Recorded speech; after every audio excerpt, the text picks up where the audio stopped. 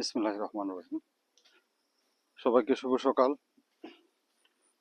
নুরাগরের পক্ষ থেকে সবাইকে শুভেচ্ছা।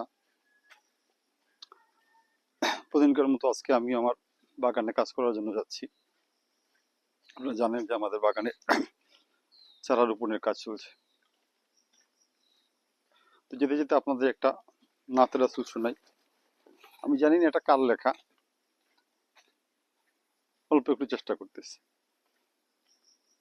কতদিন কত রাত কাঁদলে পরে হে রাসূল মিলবে গো তোমার দিদার।